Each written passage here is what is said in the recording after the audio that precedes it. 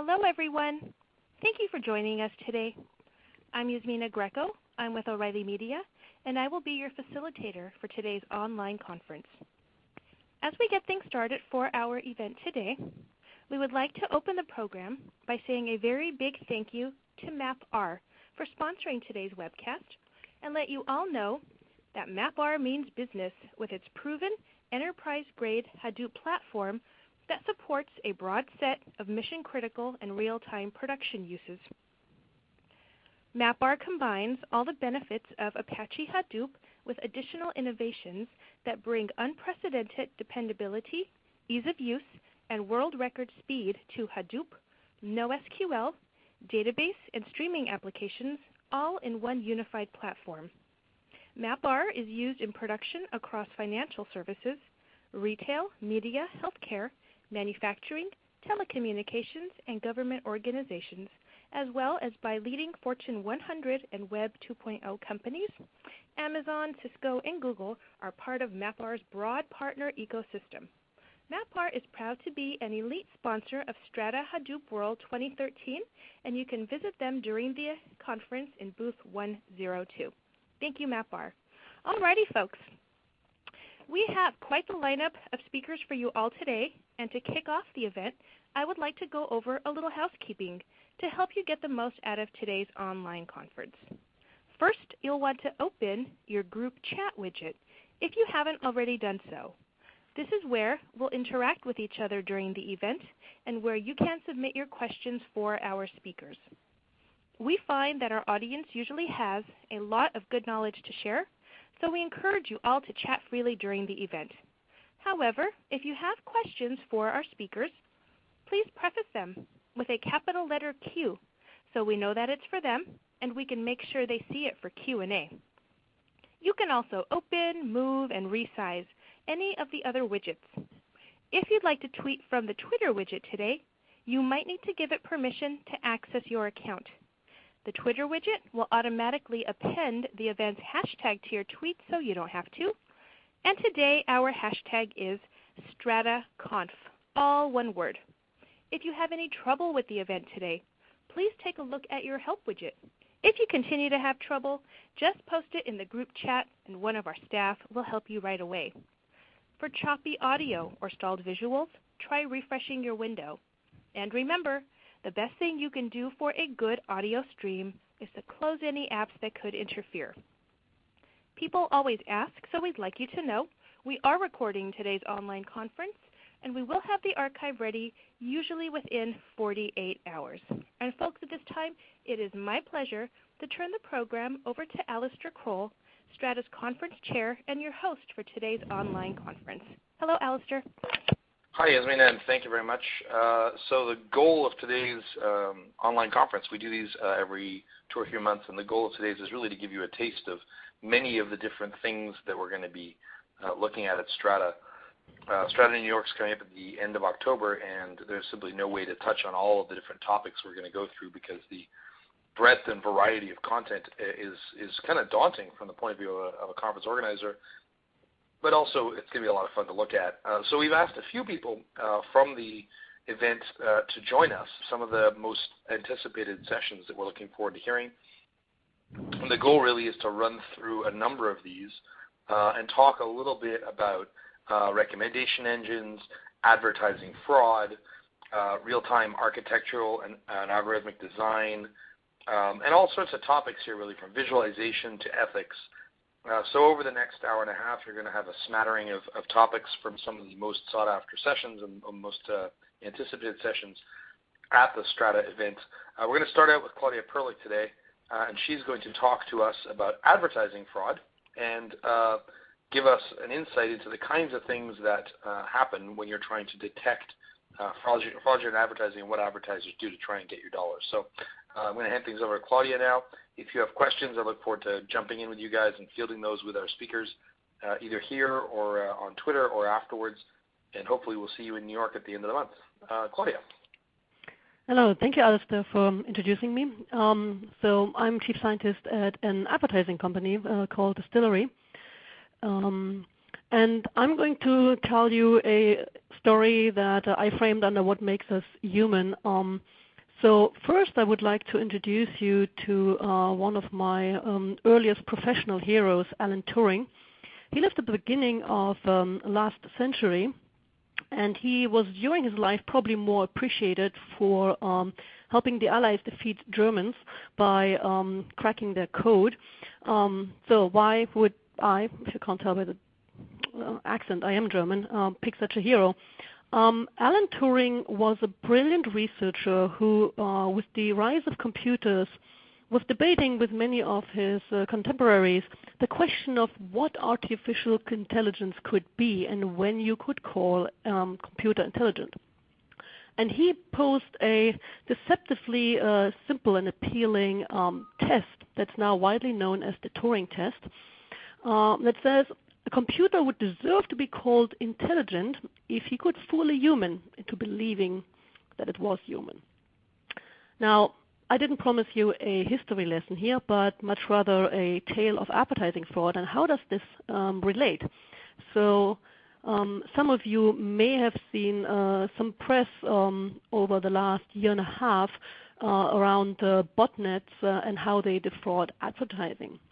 So that brings me exactly back to where we started, that there are bots that pose as humans and that it becomes my task to tell them apart.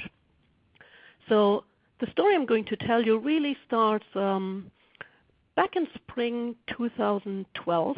There were a couple of weeks where the performance of our system went up. So I need to explain this a little bit. What do? We're trying to identify what customer might be interested in a certain product. And we are running many campaigns simultaneously. And what I'm showing here pretty much says that within 2 weeks, the performance, my ability to predict what person is interested in what product pretty much doubled. And I hadn't done anything. So the one rule for data science, if it looks too good to be true, then chances are it is too good to be true. Now, to explain exactly why this happened, I need to give you a little bit of background of how we actually model and what this performance here means. So this gives you a little bit of a high-level view of the kind of data that my company is using.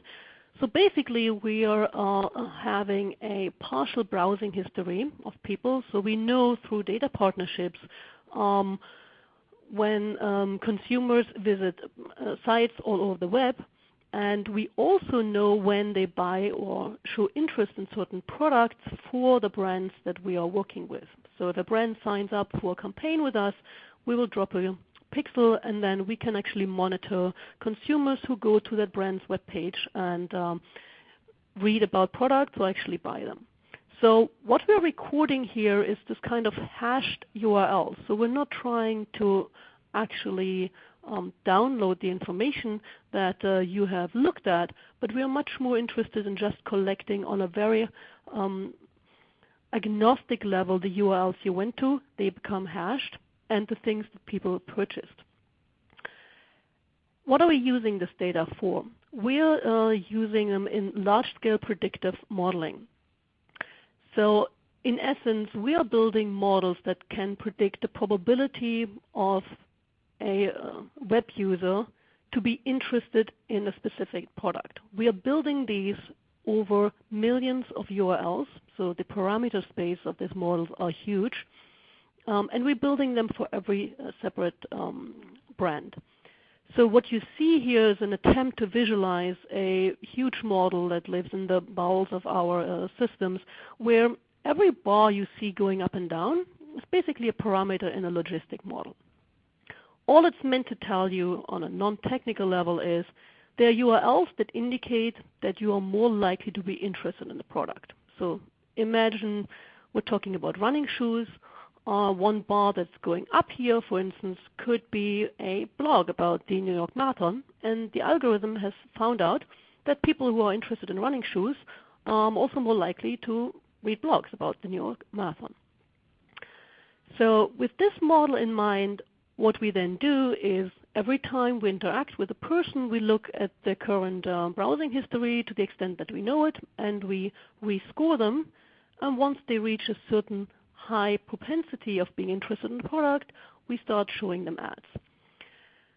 So this is kind of the backdrop of what's going to be the second half of my presentation here. The first thing we noticed when we started looking into this artificial increase of performance, what was going on with our models.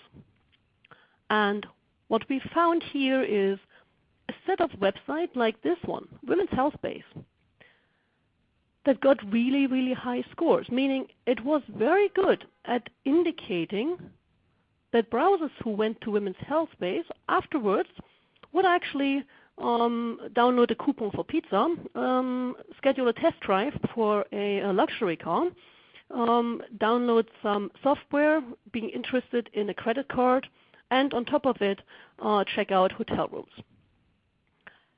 Now, if you look at that collection, it's just simply completely implausible that Women's Health Base, which at face value might have a set of females interested in diet and healthy living, then showing all these commercial interests. So something is fishy here. If you actually look somewhat closer at the website itself, you'll find it to be a little bit light on content and certainly heavy on ads, but nothing that really explains how this site could cause such a performance increase, which brings us back to the malicious topic we started with, which is advertising fraud. According to a study by ComScore already back in 2012, an estimated 36% of all internet traffic is considered non-intentional. And this word is somewhat vague on purpose because it does cover a number of different malicious technologies, including bots. Some of them are just crawling the internet for information, but others have more nefarious purposes. So at this point, it becomes my problem, because if I want to deliver high-quality campaigns to brands, then I shouldn't be showing ads to bots, which brings us to full circle the quest of how can we tell the difference between a human browsing the net and reading articles and an algorithm that masks as a human. Now, there is a very well-established technology for it. It's captures, but I don't think I would be very successful if I proposed that every time before I show you an ad, I'm going to have you type in a captcha. So what else can we do to tell the difference between human behavior and algorithmic behavior? What I'm going to show you is visual representation where we are, instead of looking at the actual website like a Women's Health Base, let's take a look at the traffic patterns between them. In particular, I'm going to show you a link between two websites if I can see 50% of the people who were on website 1 showing up within a short time also on website number 2. How do I get this information? Our company is integrated with almost all of the real-time bidders, meaning ad exchanges where while pages load, there's an auction for every single advertising slot available on that page. So we are receiving about 10 billion of these bid requests, and at that point we know that a certain person with some random identifier is currently at a URL. So we can track this information. This is what the net looked like back in 2010.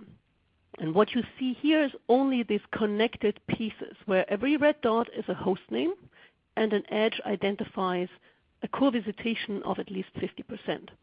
Now, to understand this a little bit better, let's take a look at some of these smaller things at the bottom where it's a little bit easier to see what's going on. In particular, this example here is a snapshot of the Boston Herald. And you see that all the sites here are very closely related to Boston, Search Boston, and the Boston Herald. So it is actually quite conceivable that this is a reflection of human behavior, so that indeed people who are interested in traveling to Boston or just staying up to date would be visiting all these sites in a short time period. So I would label this as probably human behavior. Now let's go back to our graph here and take a look at Women's Health Base, which was one of these surprisingly predictive sites. And you might have guessed right, it's right there in the middle of the graph. The first thing to observe in this slide is just the sheer amount of connectivity we see between websites. So there are many, many, many that are overlapping.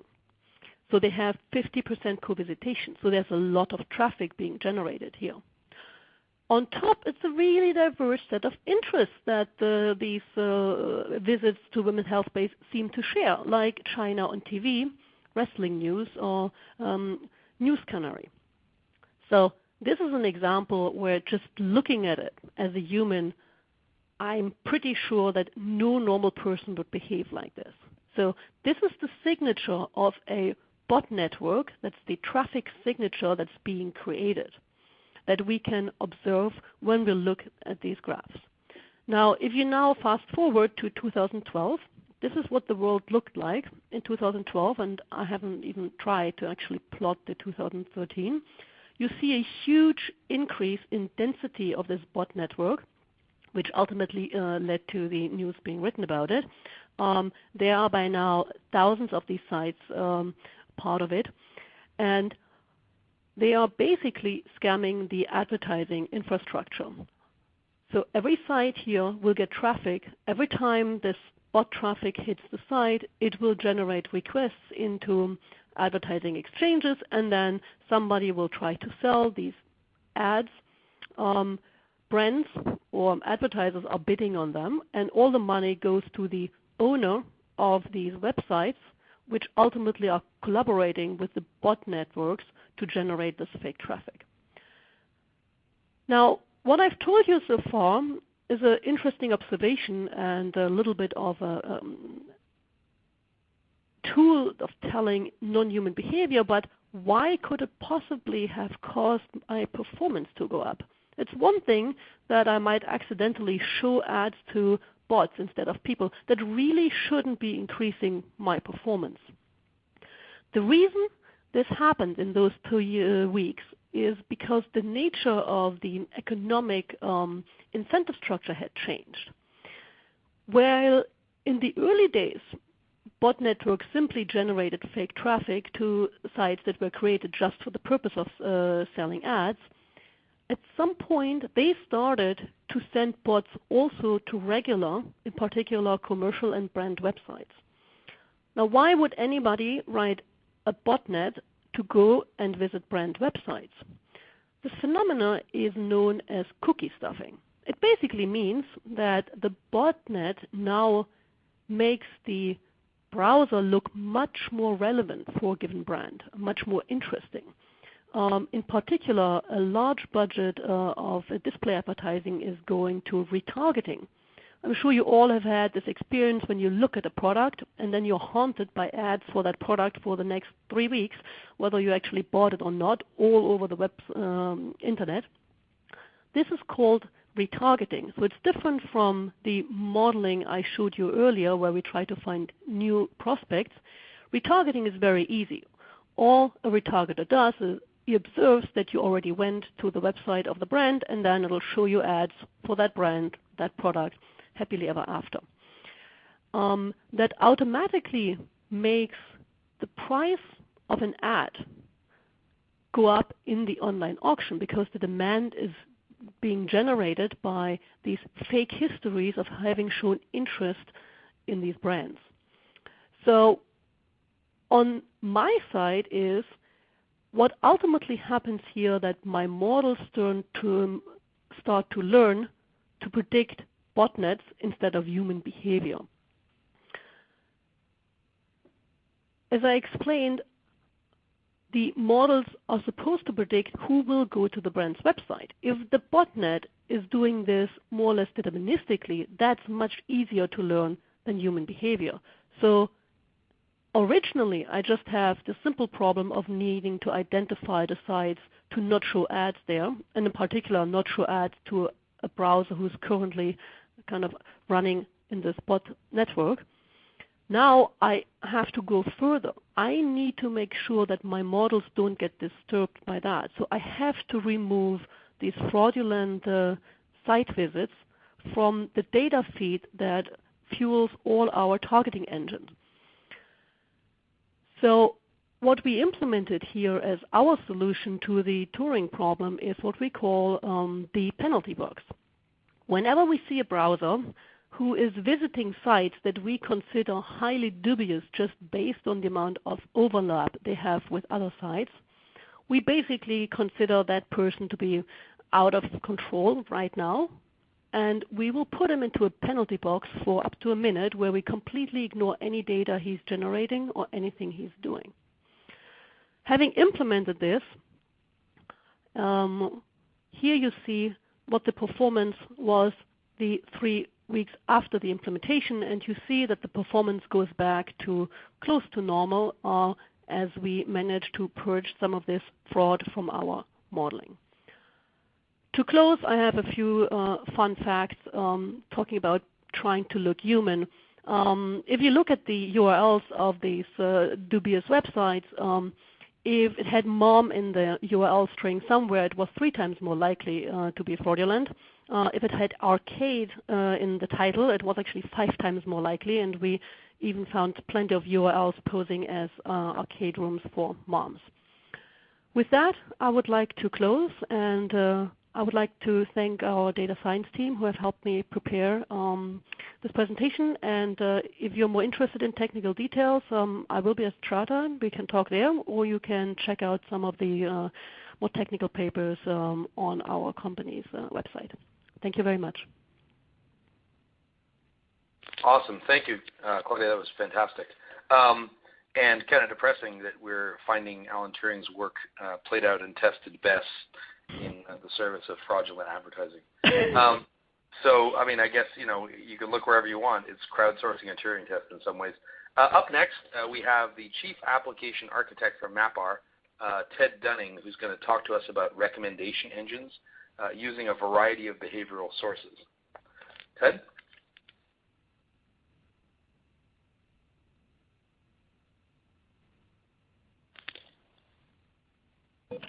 Hi, Ted. Are you there?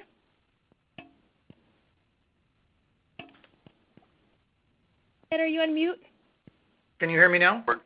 Hey, hi, Ted. Yeah, mystery mute on this phone.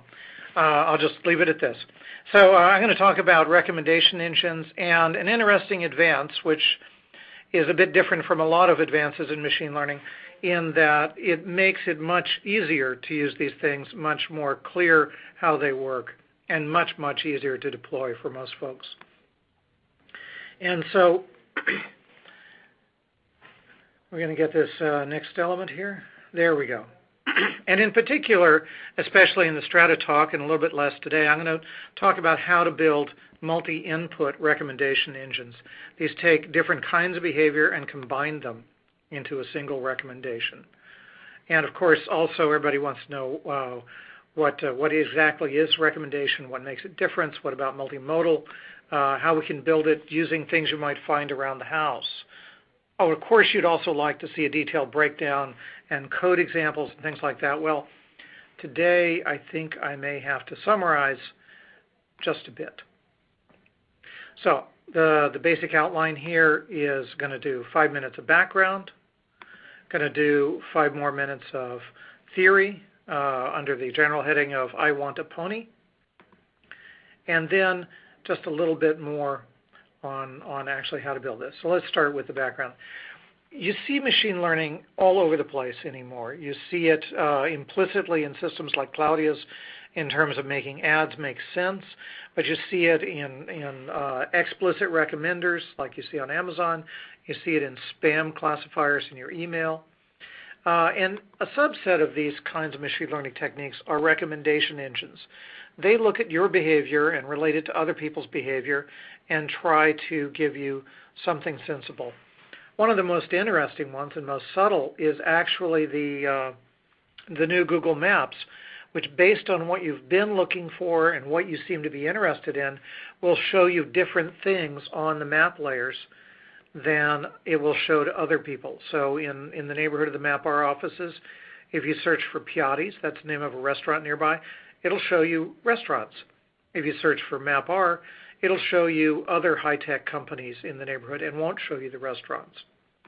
That's actually a recommender doing that work.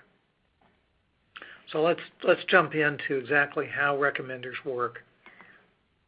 The basic idea is that we look at the behavior of a crowd, and that helps us understand each individual.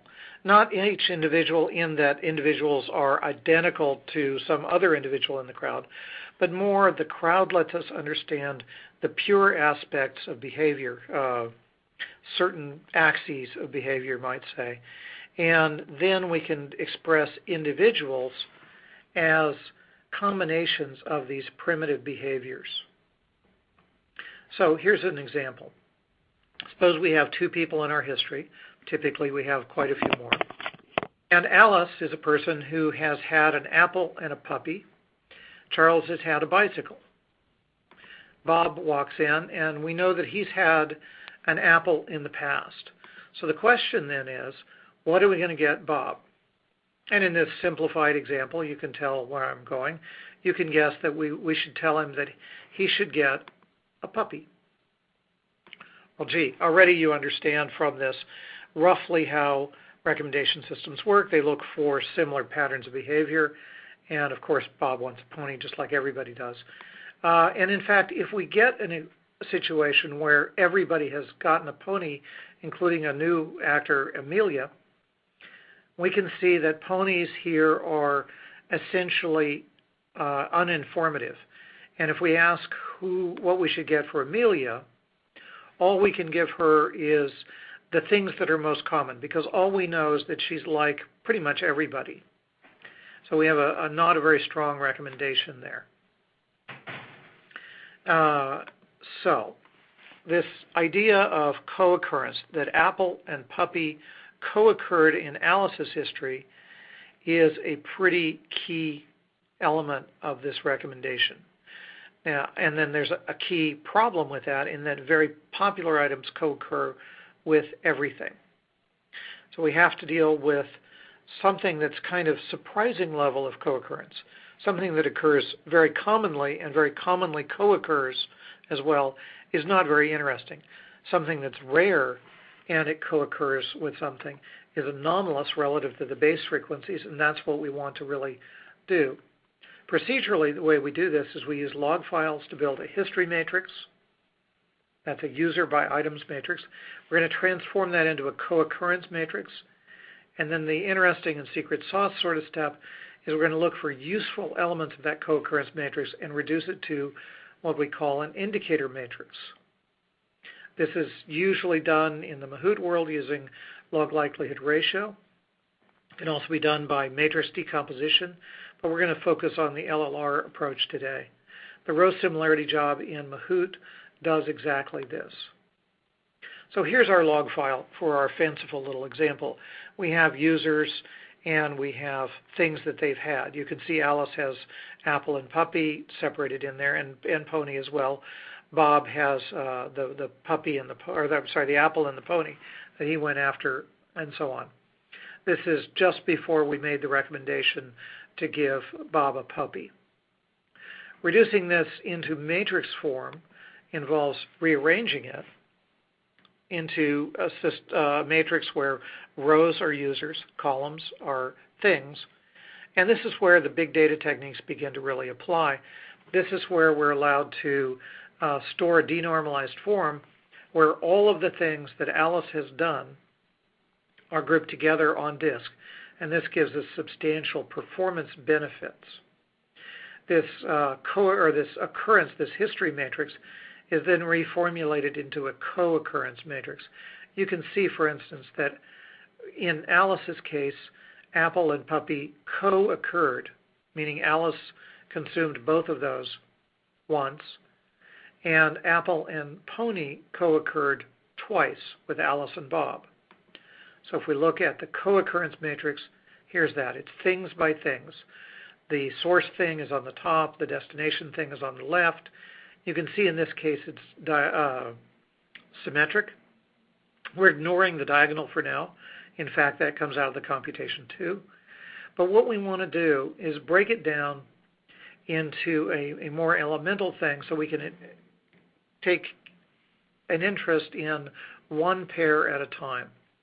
So if we look here, one person has had a puppy and a pony. That's Alice.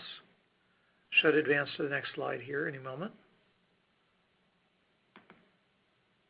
There we go. So one person has had apple and puppy. One person, nobody has had puppy but not seen an apple. Among the people who've seen an apple, that includes Bob, but who have not seen a puppy, that's one person. And one person, that's Charles, has not seen an apple and not seen a puppy. So this is the fundamental description of the relationship between apple and puppy. We can analyze that to produce just this indicator matrix where we have a single check. Now we would, by symmetry, have a checkbox with source of puppy and destination of apple. In my Strata talk, I'll go into more detail how this is computed.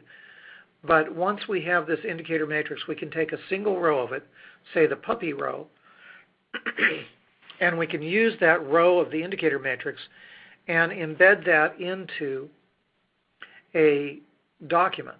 And this is a document retrieval kind of document where we have an ID, that's T4, we saw that before. We have a title, well, obviously that's puppy. We have a description. These are the sorts of things we'd put into a full text database to search based on metadata for this puppy item. We have a new field called indicators, and the only element in the indicators is apple, or really the ID for the apple. And what this is going to let us do is build a retrieval index that looks like this. Come on. Here we go. This is a LucidWorks system. That's a wrapper around Solar Lucene. Here you can just barely read or barely see several documents here. I've put a typical recommendation query here, which says indicator artist 2122 or indicator artists 303. Here's a close-up view of that. And the retrieval result here is Chuck Berry. I happen to know, you can't know from what you see here, that artist number 2122 is Fats Domino and 303 are the Beatles.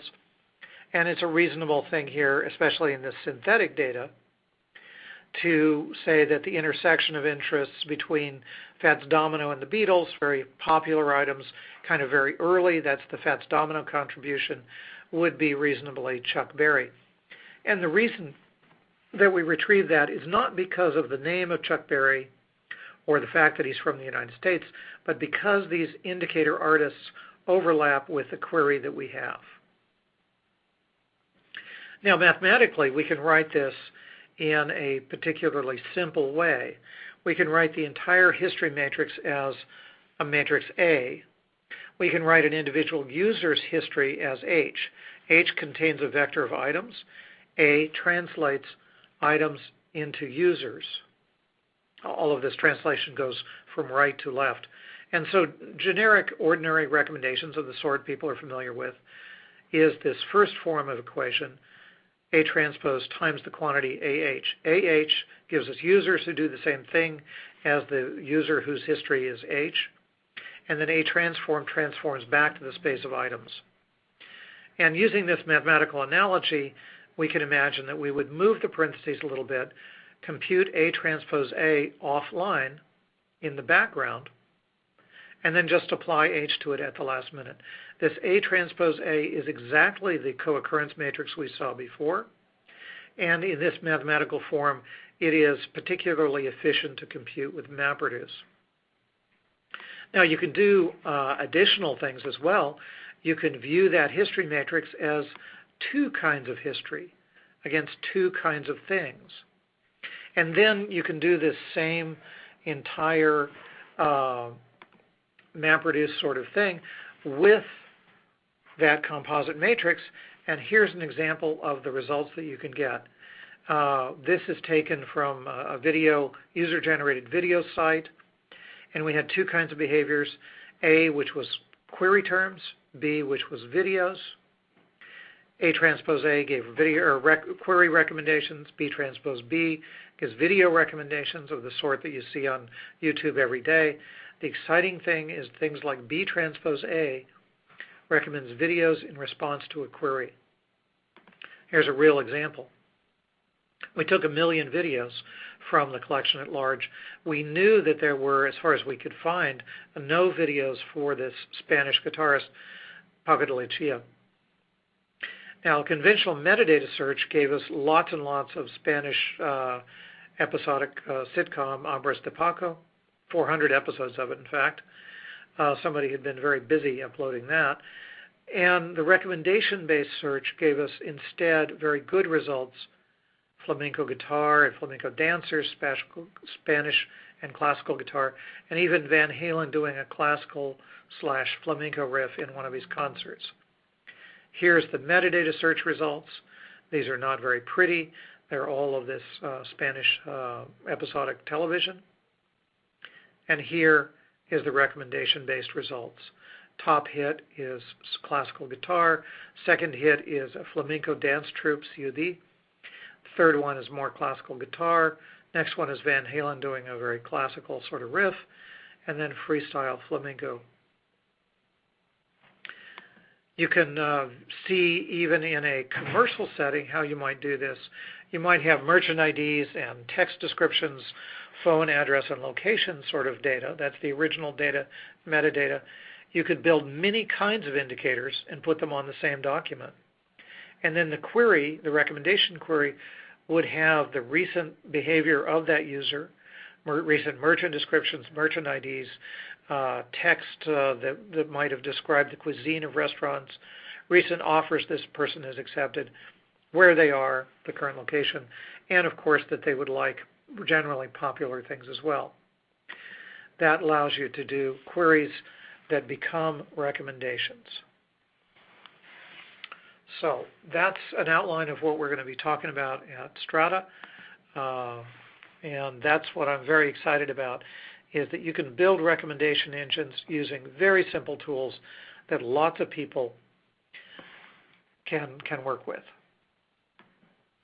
Thank you, Ted. That was fascinating and a good way to make it fairly approachable, even though there's some complex stuff going on behind the scenes. I've got one question from John Leslie, who's on the chat, asking about the source of the data. So in this case, you're mining browser history and other information, or at least past activities. Do you think that people are aware of them analyzing this history? If so, why do you think that? If not, how do you think they'll react when they find out? I mean, let's talk about the transparency. Do you have to do anything to make them unaware? Are they aware of it when they use the terms of service? I know there was an example where Target was over-targeting, pun intended, stuff, and as a result outed a girl who was pregnant because of what she purchased, and has since started sort of obfuscating recommendations to make it less obvious. And I've had a few other discussions with people, one of someone who's doing analytics in the adult industry about how they do obfuscation. They do sort of typing based on IP address. Then they need to obfuscate it so that the visitor is aware that they're using their IP address to select adult content for them. And so there's this sort of game theory of obfuscation going on. Do you want to talk about data sources and sort of revealing too much about how much you know?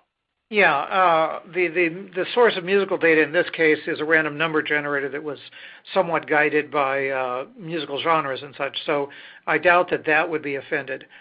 As you know, Target, I think, was actually sued about outing the pregnant teenager, and other people have very different sensitivities.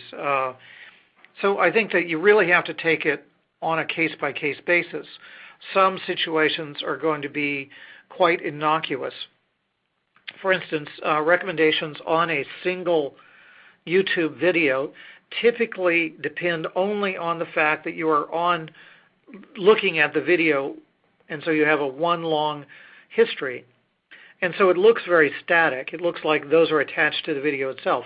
In fact, it's attached to your history, which just contains that video. And that's also pretty non-controversial. When you start mining people's financial history, and we have a customer who's done that, you probably want to have some sort of opt-in. So there you may want to have a couponing structure where you say, would you like us to analyze things that you've done lately in order to give you coupons? And you may also have to make very strong assurances that you won't export these recommendations or show them to anybody else.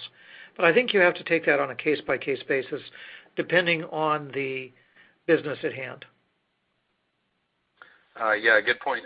The case I'm referring to, we actually did a bunch of case studies for lean analytics, and one of the companies we talked to was a big player in the adult industry that subsequently changed their mind and didn't want to be quoted. But one of the interesting problems they have is that because they're unlikely to be sued, because no one wants to sort of bring to court a case saying I was looking at adult content online, they're able to do things like, and because people tend to visit their website with an incognito mode browser or some other form of obfuscation, they have to go by very coarse indicators like IP address, but they also run the risk that the person feels like they're being tracked if they show them too accurate a match for the person's tastes when they first arrive at a site. And so they sort of pepper that content in the first page, and then by the second or third page, people are more likely to say, oh, well, you're suggesting me this because of my clicks, even though they knew full well what that person was after. So those are very interesting sort of, they even look at specific search words people use, and they're very advanced in this. As with many things, the adult industry is sort of pushing the envelope because it's not subject to the same regulations and guidelines as everyone else. So it's fascinating to see how the ethics play out there and how they play out in other industries. Great presentation, Ted. Looking forward to seeing the whole thing at Strata at the end of the month. Up next, we have two folks from Webdata. Webdata is presenting at Strata, and they're one of the companies that's sort of building the app stack on top of big data platforms. So Juliet and Jonathan are going to talk to us about real-time recommendations for retailing. Hi there. So we're going to be spending the next segment talking a bit about real-time recommendations for retail, and hopefully we'll be building a bit on some of the stuff that Ted just talked about. So to start off, I want to talk a little bit about the motivation for real-time recommendations. It's likely that if your company is consumer-facing, you're leveraging a recommendation system of some sort. It might be to power marketing efforts via email, paper marketing, or some other mobile-oriented system. Perhaps recommendations are used to augment search results, to make sure that recommended items show up on the first page of a search, or maybe recommendations are just generally used to increase important metrics like click-through rates or the total value of a customer. What's important to understand about recommendations is that the relevancy decreases over time. For example, location-based offers are only relevant for a very short period of time, say if a user is outside of a store and you want to provide them with a coupon right away. Another example might be if the user is interacting over multiple sessions. For example, I go to Amazon usually a few times a day, and I'm usually not looking for the same thing each time I go back, so my recommendation should vary accordingly. All right, everybody motivated? Awesome. So given this, how do we achieve real-time recommendations? Let's look at a few of the requirements for these systems. At the highest level, we need to be able to scale to supporting millions of customers or users. Many of the largest e-commerce platforms deal with that kind of volume on a regular basis, so these are pretty reasonable numbers. We also need to support low latency retrieval over particular users' data, since the users are going to be interacting directly with the application. Lastly, we probably want to be able to aggregate or derive new first-class data on a per-user basis. This might be a process to do feature extraction or to generate new recommendations. In order to achieve these requirements, we leverage a bunch of open source technologies, most notably Hadoop for its easy scalability and HBase for its low latency data access. So the way that we wrap these open source technologies together to enable developers to make real-time applications is through a project that we call the Kiji project. The Kiji project is an open source modular framework that enables the development of real-time applications meant to be used by millions of users. In order to build a recommendation app in Kiji, we would first define a table that we will collect data about users and their interactions. We would record relatively static demographic data as well as user interactions. For example, we have a user named Doug Cutting. we've been collecting some information about his interactions with our application, particularly the items that he's bought. Given this information, we want to be able to predict what he would like to buy from us in the future. So we can see here that he's searched for Hadoop, and he's definitely bought a stuffed elephant before in his lifetime. So in Kiji, we use a concept called a producer to encapsulate the action of applying a trained model to user data in order to make a prediction. We could train a model that a producer would know how to apply to a single user, and then run that producer over our entire table in a MapReduce job. We would then write out our recommendations to a column that can be fetched later. Oh, God. So based on Doug's shopping history, we would probably recommend that he would be interested in stuffed animals. As Doug continues to interact with our application by buying another product, for example, like a bicycle, we would want to respond quickly to that new information. We should be recommending elephants riding bicycles, not more stuffed animals.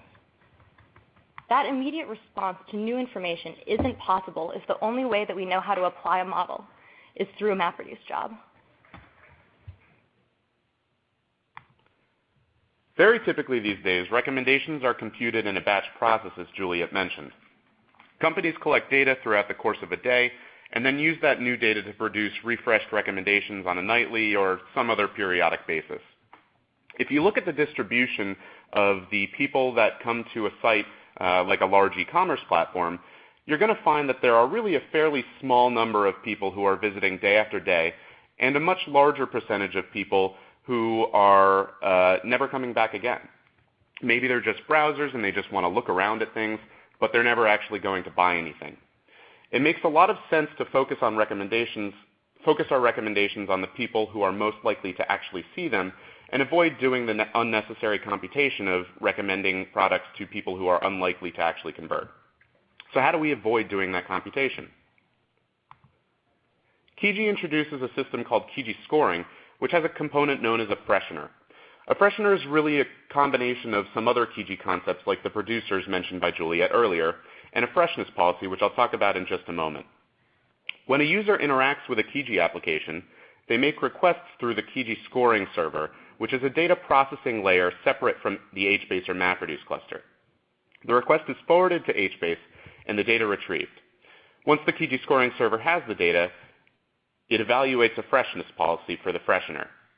A freshness policy is a way of defining when data is stale or out of date.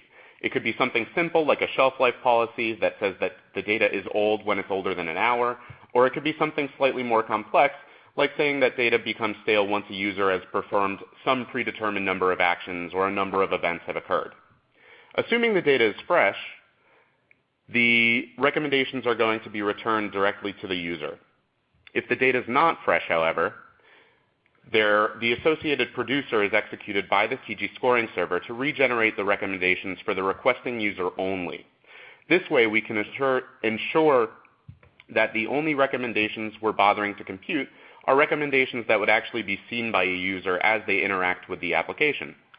Once the producer is finished, the data is returned to the client and written back asynchronously to HBase for later use. To get a better idea of how Kiji scoring fits into an application stack, we can look at this diagram. Users interact with a web application server through a web browser or a mobile device, and the web app connects to Kiji either via a REST server, which is designed for ease of integration, or directly through a Java API to the Kiji scoring server, which is where any single user producers will run. The Kiji scoring server communicates directly with the Hadoop and HBase clusters via RPC. Each of these tiers is designed to be stateless and scalable so that an application can scale as the user base grows. Clearly, the infrastructure used for real-time model scoring influences the type of models we can use as well as the implementation.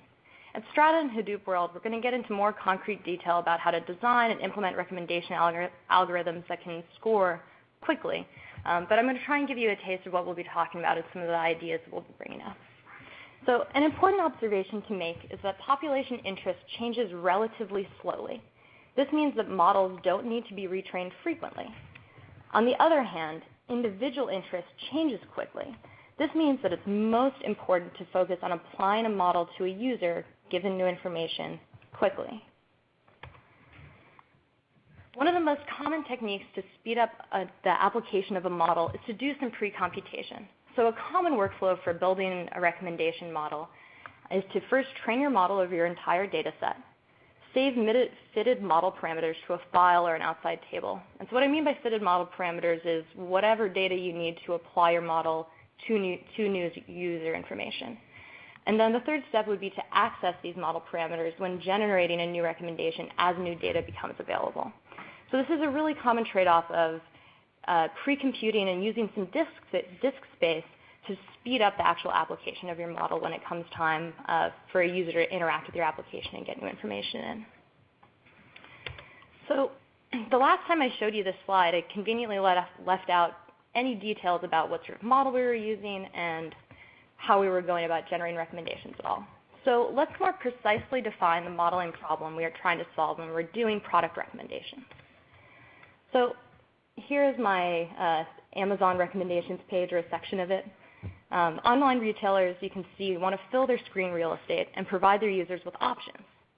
So given this, it's pretty clear that the problem of recommendations is not about finding the best item to recommend to a user, but the best collection of items to present to them. So for example, on Amazon, they're showing me 4 alternatives for every item that I'd seen previously.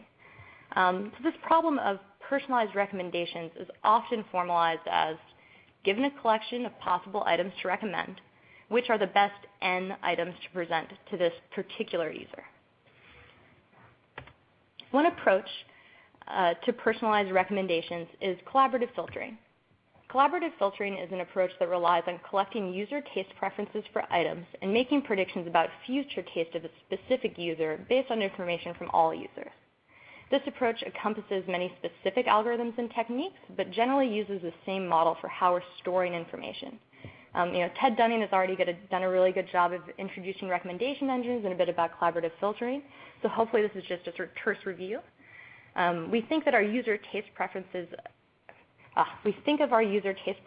for items as rows in a sparse matrix, where every row corresponds to a user, Doug Cutting, for example, and every column corresponds to a different item that they may have bought. So we can see that Doug has rated stuffed elephants with a rating of 4 and bicycles with a rating of 5. So one heuristic that we can now use to generate recommendations using collaborative filtering is that similar users should like similar things. Generically, we will build a model that leverages information about similar users to make predictions. So the question is then, what do we mean by similar? In the world of recommendations and generating new recommendations for users, there's 2 common similarity measures. One is the Gerdes index, which is a measure of set similarity between 2 users. So if we have 2 users or rows in our matrix, we could compute the Gerdes index between them, which will be 1 if the items that they've bought or they liked are exactly the same set, and it'll be 0 if they're completely disjoint sets. Another measure that is usable is the cosine similarity, where we treat each of these rows in the matrix as a feature vector, and we compute the cosine of the angle between them. Again, this measure will be between 0 and 1. So with a definite notion of similarity, we can begin to talk about neighborhoods around users that we're trying to make predictions for. Unfortunately, if we're trying to find the 10 nearest neighbors to a given user exactly, this is going to require n-squared computations. So if we're building a recommendation engine that's meant to support millions of users, this is quickly going to become pretty inefficient. What we really want to do is be able to trade space for cycles, and we certainly don't want to do n-squared computations on the fly, or really ever. It would be better for us to be able to make a quick query to the most similar users for a given user, because the most similar users should have the most information and content about the user that we're trying to make recommendations for. So how about instead of finding similar users, we find similar enough users? There's a technique called locality-sensitive hashing, which is a term for hashing schemes that with high probability assign the same hash value to similar inputs. So instead of trying to avoid hash collisions like we do in a lot of other situations, hash collisions are actually very useful for us because it's sort of a cheap clustering algorithm where we get a hash ID and we can look up local neighborhoods based on these features that we're using to represent our users. So this can make applying a model for a user in a given neighborhood very fast because we can store model parameters for that neighborhood in a hash table where the key for the table is the hash IDs that we get from locality-sensitive hashing, and the values that are associated with those hashes are model parameters that we can quickly look up that are built in that specific neighborhood of users. This is a very common design pattern in information retrieval systems where nearest neighbor problems are also common. So we can see that when we're generating a recommendation with our producer, we're taking in information from our table, we're accessing outside model parameters, hopefully in some smart way that leverages our architecture and the type of data sources that are available to us, and that's how we get to the conclusion that Doug Cutting probably loves elephants riding bicycles. So if you want to know more, you should check out the Kiji project. Our website is kijiproject.org or github.com/Kiji project for our source code. And please come see us at Strata. We'll be talking about what you've heard here today, but in more concrete detail. So we'll discuss common design patterns for speeding up model scoring as well as end-to-end implementation of an application. Awesome. Thanks, guys. A couple of questions for you. Jonathan Feivelsdal, maybe pronounced that wrongly, asked, how is the quality of recommendations produced measured? So there's quite a few different ways that you can measure the quality of recommendations. Usually you need some kind of baseline, right? Well, it really depends on what the organization is doing. First, in order to sort of see how well your recommendations are doing, you need to define a baseline. So what this could be is really naive recommendations, where you recommend the most popular items on the site that week and use that as your baseline of comparison for your statistics you're going to compute about how much people like things. So I think one way that I've seen sort of quality A/B testing done in a live situation is interweaving of sort of naive baseline recommendations like most popular items with more personalized recommendations. So if you had a carousel on a website, you could interleave every other sort of naive recommendation with a more personalized recommendation and measure as your live recommendations are out there how well it's doing in comparison to the naive recommendations. But there's, of course, a lot of techniques. Okay, cool. And one more quick question. The Kiji scoring servers where this analytics takes place, someone asked why you couldn't do this directly in HBase. So there's nothing preventing you from doing it in HBase. The reason we have the Kiji scoring server is that when you're doing the recommendation generation in real time, you generally don't want to process all of the users in your system. If you were doing the data processing directly on HBase, you'd be leveraging MapReduce, which would force you to generate recommendations for everybody. So by leveraging the Kiji scoring server, you can actually do these one-off recommendation generations for a single user rather than your entire user base. But it doesn't prevent you from doing it in batch as well. Okay. Thanks a lot, guys. Really appreciate that. Great conversation. Looking forward to hearing more detailed version of it at the end of October. Thanks. All right. So I have some unfortunate news. Unfortunately, Amanda Gerdes isn't able to join us from Blizzard, and her co-conspirator in this presentation was actually hit by a car going 50 miles an hour on his bicycle. He's fine, but for that and a variety of other reasons, they're not able to join us to do this presentation. I'm incredibly disappointed about this because as someone who spends far too much time in Azeroth, I would love to learn the math behind Blizzard's World of Warcraft and other applications. They will, however, be continuing to present. Ryan thinks will be healed up, and they're planning on presenting at Strata. So sorry we can't have Amanda here today to present to us. But I did want to move right on to Jeffrey Heer, who's going to talk about visualizations and how we visualize very large amounts of data interactively. Jeffrey? Great. Thanks, Alistair. So my name is Jeff Heer, and I'm a co-founder and the Chief Experience Officer at Trifacta, where we're building interactive systems to improve data analyst productivity. I'm also a professor of computer science, recently at Stanford, but now at the University of Washington. And Today I'll be talking about approaches for visual exploration of large data sets. And while the term big data is somewhat dubious, and hence the scare quotes on my slide, scale does have some significant consequences for how we approach data visualization. So in this short talk, I'll focus on one specific aspect of scale, what to do when the number of data records causes traditional techniques to break down. And we'll frame the discussion around a single challenge, which is how can we visualize and interact with billion-plus record databases in real time? So let's first consider some issues of visual representation. So here's a scatter plot with not billions, but merely thousands of data points. And already, overplotting makes it difficult to accurately discern any structures in the data. And so in response, we can apply one or more what we call data reduction techniques. That is, we'll produce a more manageable summary of the data that is amenable to visualization in a way that's actually helpful for interactive exploration. So for example, we might sample or filter the data with the goal of showing a representative subset. And while this can be powerful and helpful, however, we do run the risk of tossing out important outliers or more subtle structures that the sampling fails to capture. Another alternative is to fit a model, such as a density, that might help summarize our data. And this often requires, however, that we make tight assumptions about the nature of the data, again, potentially subverting the value of exploratory analysis by overlooking outliers or more subtle patterns. And so an alternative that we've been exploring is to aggregate the data. And there's various approaches to this, but here we'll subdivide the data ranges into a set of discrete bins. So basically take continuous ranges and then chop them up into intervals, and then visualize the number of points in each bin as a heat map that's providing an approximation to the density.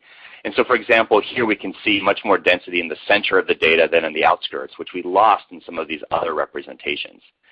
This approach is nice because it makes fewer assumptions about the data and helps us see overall patterns, though of course we do have to be conscious about the number of bins. So let's see how this approach, using binned aggregation as a way to visualize larger sets of data, plays out in a real-world data set. So here we're going to visualize a data set with over 4 million user check-ins on Brightkite, a location-based social network service. And the visualization you're seeing here was produced with Google Fusion Tables, free service that you can go use online if you like. And one of the things that Fusion Tables does to try and visualize larger data sets is apply sampling. So here what you're seeing is the result of a stratified sample across geographic regions. And this is the way they reduce the data to make it more manageable and to create visualizations. However, I would argue that in this case it's rather difficult to discern any specific patterns other than the rather obvious fact that people inhabit cities. So alternatively, let's look at the use of binned aggregation. So here we visualize a summary of the same data, but we can use the entirety of the data in the visualization. And already, immediately we see a lot more structure. This includes check-ins along the interstate highway system, and perhaps helpfully the existence of Mexicans and Canadians, which was unclear in the previous view. In addition, you may have noticed a number of other patterns. For example, there's a chain of check-ins that are coming in across the Caribbean and over the Gulf of Mexico. You might wonder what this is. Is this a user checking in on their cruise or their vacation through Cuba? But as it turns out, this is actually not a real user, but rather a fake account created to track the progress of Hurricane Ike. And it is these types of patterns, these things that are subtle and often lost through other forms of summarization, that we want to be able to reveal so that we can effectively use visualization as a tool to explore the data and find interesting patterns or notice trends that may actually change the way we approach subsequent modeling. And of course, static visualizations like these are often insightful, but we would actually like to couple them with interaction techniques that better support exploration. So some common forms of interaction we might apply here include panning and zooming. But in addition, we might want to compare the data across different variables within the data set to get a set of how they relate to one another. And so in this particular view, we've augmented the map with a trio of time-based histograms. So here on the right, we see aggregate activity for things like the month, the day, and the hour. So we're going to get a sense of temporal activity in the data set. And this just gives us a static overview, and what we'd like to do is couple it with interaction techniques. So for example, if we mouse over that first bin in the plot in the upper right, in this case selecting the month of January, we can see the change reflected in the map as we see all the check-ins that happened in the month of January. And then we see how different January check-ins occurred across different days of the month and different hours of the day. And while it's a little bit difficult to demonstrate here with these static slides, we'd like to really quickly and interactively explore different subsets of the data, whether that's selecting different months, different regions on the map, different areas and different histograms, to explore different hypotheses and try and rapidly assess where different patterns may lie in the data. In this case, what I'm describing is an interaction technique that in the visualization field we call brushing and linking. That is, by selecting one subset of data, we then see highlighted how the corresponding data points project across different dimensions of the data set. And again, this allows us to engage in forms of multivariate, multidimensional exploration of the data. However, a critical requirement for this is that brushing and linking, this sort of interactive updates and visual querying, can happen in real time. We really want an immediate response so that the system can support exploration at the pace of human thought. However, as the data sets get larger, supporting this kind of real-time interaction can be rather challenging. So for example, consider the data that we were just looking at. One way of conceptualizing this data is a 5-dimensional data cube. So we have 2 dimensions for the X and Y spatial dimensions, and then 3 additional dimensions for month, day, and hour. And so even with a naive tabulation, if you think of all the different bins that we constructed in forming that visualization, it's actually a rather large space, over 2.3 billion bins that we might have to represent. Now in practice, and particularly with smaller data, many of these bins are empty, so we can use sparse representations of the data to try and hold on to the entire data cube and use that as a data structure for querying. So for example, to do brushing and linking, in this case over the month of January, I have to identify all the bins in the structure that correspond to January and then compute sums, so basically run aggregate queries over that data to then generate the data that powers the highlights in the visualization. And while this technique can work unmodified for smaller data, as data gets larger, the sparsity decreases and these bins become very dense. So we're unable to compress the data in a convenient way, and it makes it very difficult to do real-time interaction on the client. Instead requiring that we push a whole bunch of computation to the back end, where then we suffer high latency and perhaps have load contention, resource contention if we have multiple users using the same system. So the problem we set out to solve was, well, how can we enable this form of interactive, real-time brushing and linking, but do it all on the client within a web-based visualization framework? And we took inspiration from existing systems that deal with scale, and in particular geographic services like Google Maps, which allow us to explore the world in a relatively smooth and seamless way. But underneath the hood, of course, the system actually breaks up the world into a number of different tiles. In the case of Google Maps, this is just rendered image tiles, and as we pan and zoom around, new tiles are loaded as needed to show us a particular geographic region. And so the question that we asked ourselves was, well, can we take this idea but generalize it to multidimensional data in a way that actually supports interactive querying in the client? And this led us to a concept that we refer to as multivariate data tiles. And so the idea is twofold. So one is that instead of sending images like Google Maps, we instead send tiles of raw data.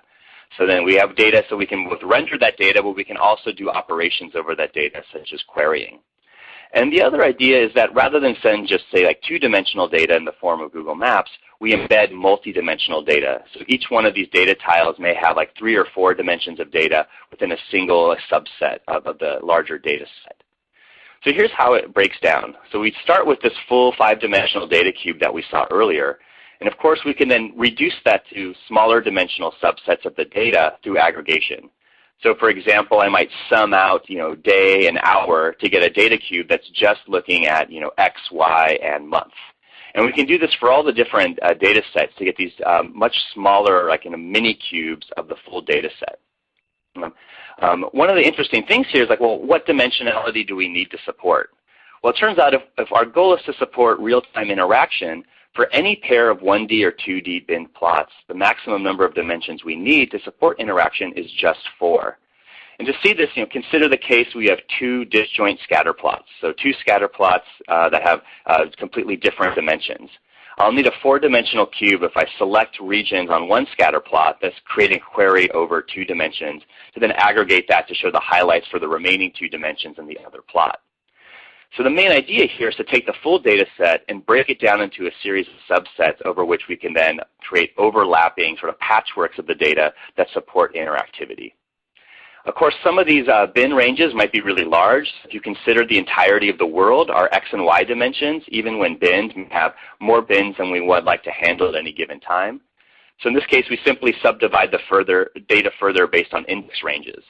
And as it turns out, for the bright kite example that we just looked at, we can actually take the full 5-dimensional data cube and then represent it in ways that support interaction with only 13 3-dimensional data tiles. So as we create data tiles for X, Y, and month, X, Y, and day, X, Y, and hour, etc., to create summaries over the data. And as it turns out, what this does is reduce the complexity of our problem from that original space of about 2.3 billion bins down to a much more manageable, though arguably still large, 17.6 million bins. So sort of our first step in the process. And so just to kind of make more concrete the way we subdivide the data, you can think about this visualization here where we have 3 histograms again on the right, and then we have our map view. And here we've subdivided our map view into tiles. So in this case, we have 4 quadrants. And what we do to load the data into the client, again, is subdivide it into these 13 data cubes. So one small data tile would be for 3 dimensions, X, Y, in this case the upper left quadrant, and the month histogram. So that's one subset of data that we load into the browser. We might then have another subset, which in this case is again the X, Y, upper left quadrant, but then using the day histogram as the 3rd dimension. And so on, we can do the same thing with the hour histogram. So now we've covered the 3 histograms in conjunction with the underlying geographic data. We then, of course, can repeat this process for the other quadrants in the map. So here's a visual representation of another data tile, including the month histogram, again with the day histogram, and then again with, if it will load here, let's see, the hour histogram. And so we continue this for all the different quadrants on the map, and that gives us 12 tiles. And then finally, this 13th tile is the one that just has the 3 dimensions of the histograms themselves.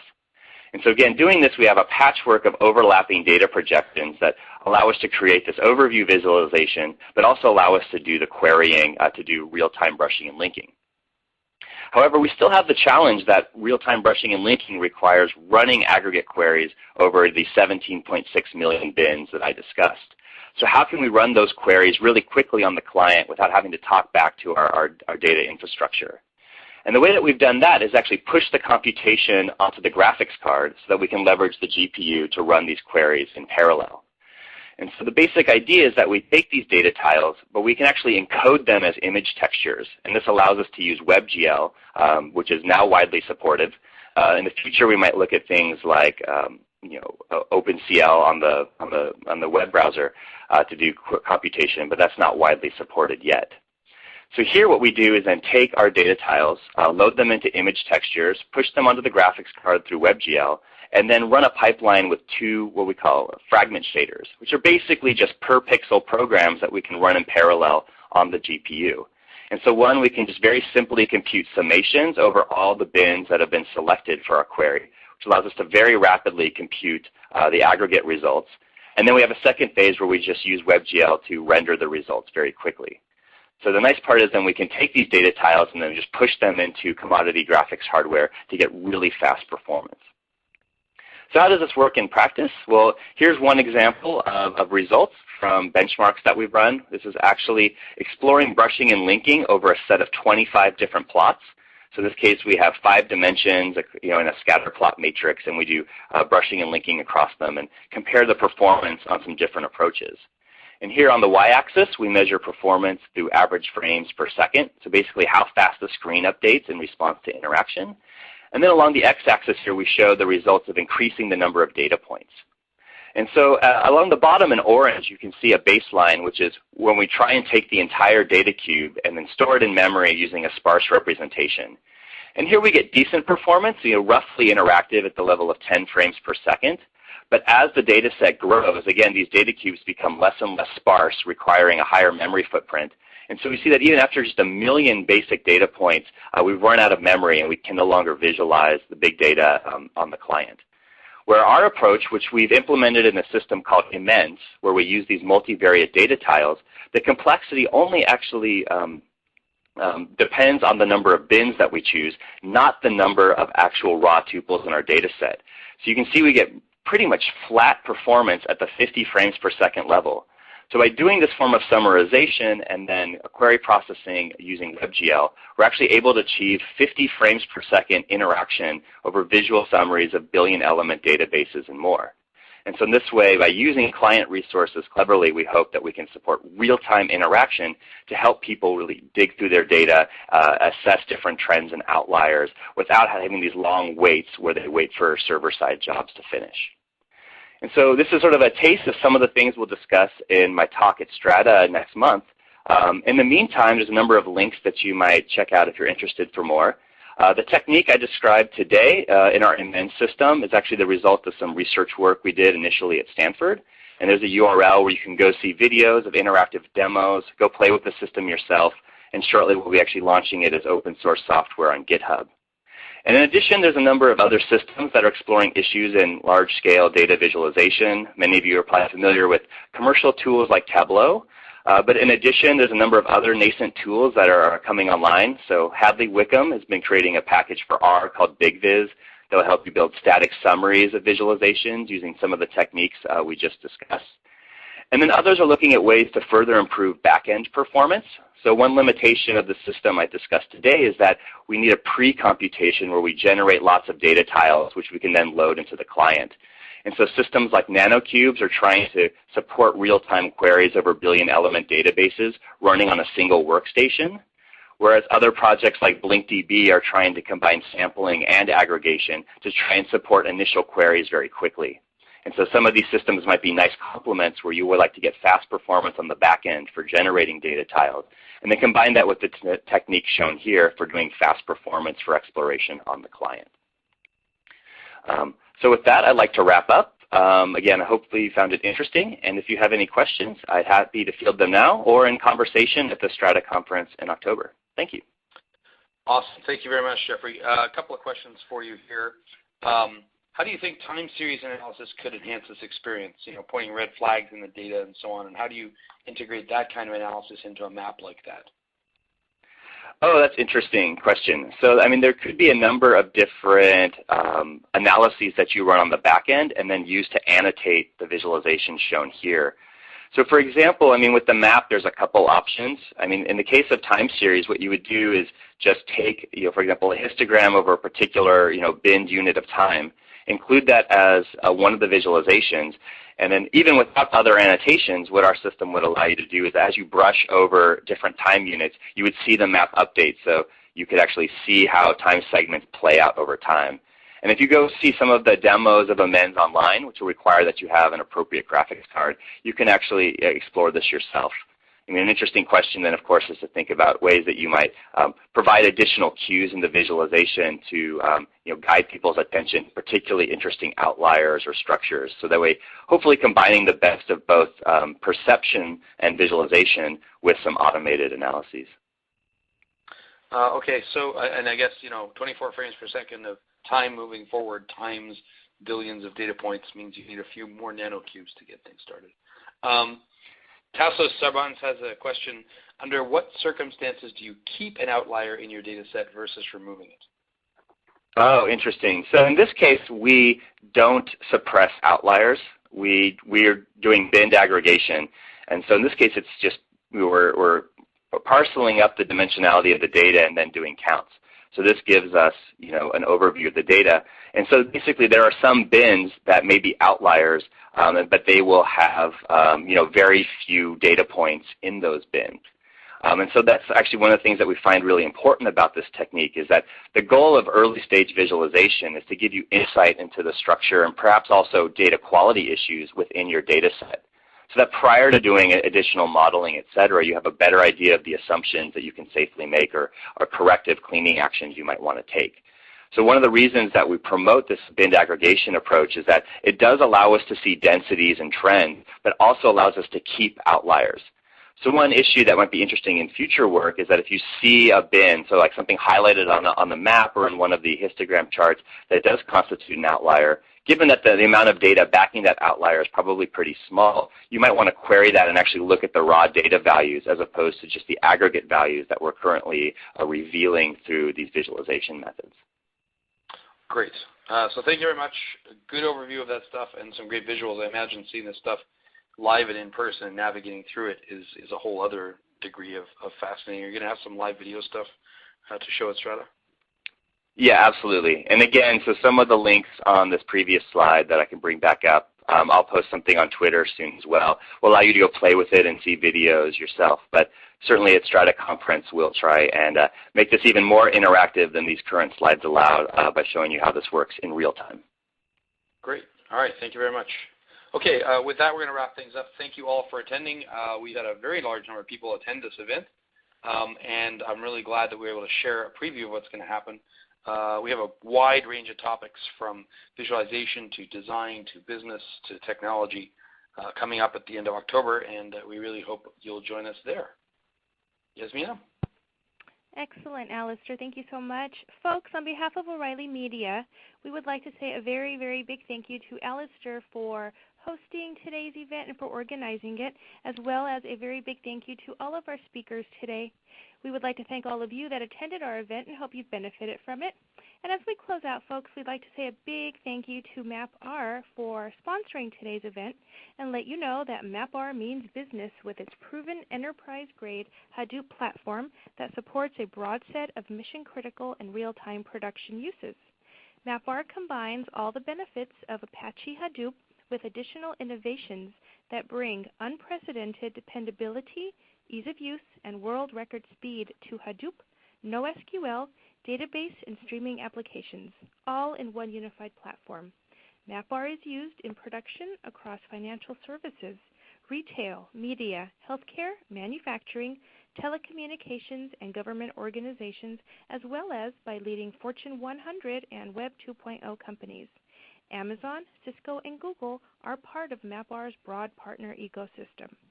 MapR is proud to be an elite sponsor of Strata Hadoop World 2013, and you can visit them during the show in booth 102.